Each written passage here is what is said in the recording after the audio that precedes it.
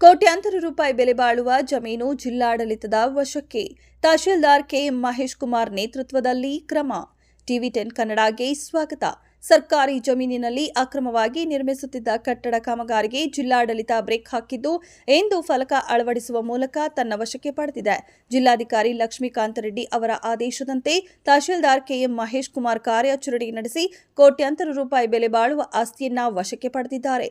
ಮೈಸೂರು ತಾಲೂಕು ಕಸಾಬಾ ಹೋಬಳಿ ಹೆಬ್ಬಾಳು ಗ್ರಾಮದ survey number 221ರ 1.25 ಎಕರೆ ಜಮೀನು ಸರ್ಕಾರಕ್ಕೆ ಸೇರಿದ ಆಸ್ತಿ.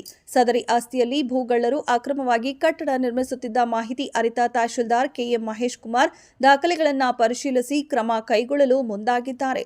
ವಿಜಯನಗರ ಠಾಣೆಗೆ ಪತ್ರ ಬರೆದು ನಿರ್ಮಾಣ ಕಾರ್ಯ ಸ್ಥಗಿತಗೊಳಿಸುವಂತೆ ಮನವಿ ಮಾಡಿದರು. ಅದರಂತೆ ನಿರ್ಮಾಣ ಕಾರ್ಯಕ್ಕೆ ಬ್ರೇಕ್ ಹಾಕಲಾಗಿತ್ತು. ಇಂದು ಸದರಿ ಜಾಗದಲ್ಲಿ ಫಲಕ ಅಳವಡಿಸುವ ಮೂಲಕ ತಮ್ಮ ವಶಕ್ಕೆ ಪಡೆದಿದ್ದಾರೆ.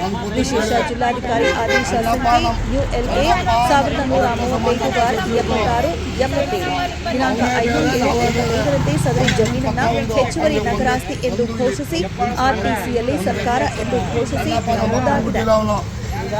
ದಾಖಲೆಗಳ ಪ್ರಕಾರ ಸರ್ಕಾರಕ್ಕೆ ಸೇರಿದ ಆಸ್ತಿಯಲ್ಲಿ ಭೂಗಳ್ಳರು ಅಕ್ರಮವಾಗಿ ಕಟ್ಟಡ ನಿರ್ಮಿಸಿ ಮಾರಾಟ ಮಾಡಲು ಯತ್ನಿಸಿದ್ದಾರೆಂದು ಆರೋಪಿಸಿ ತಹಶೀಲ್ದಾರ್ ಕೆಎಂ ಮಹೇಶ್ ಕುಮಾರ್ ಅವರು ಪೊಲೀಸರಿಗೆ ಬರೆದ ಪತ್ರದಲ್ಲಿ ಉಲ್ಲೇಖಿಸಿದರು.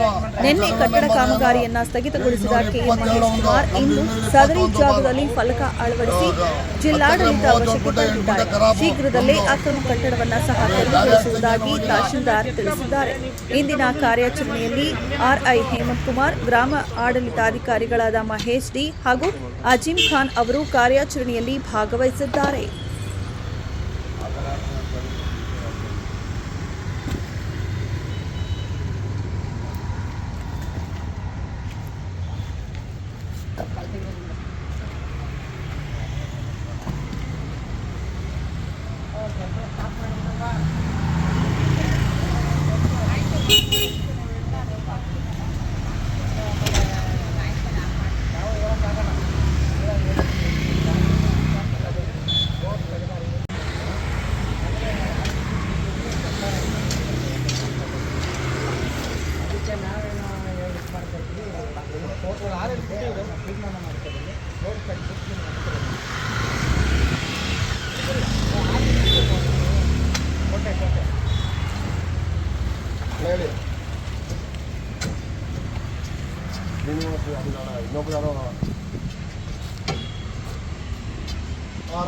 ಇವ್ರವ್ರ ಮುಂಜಾನ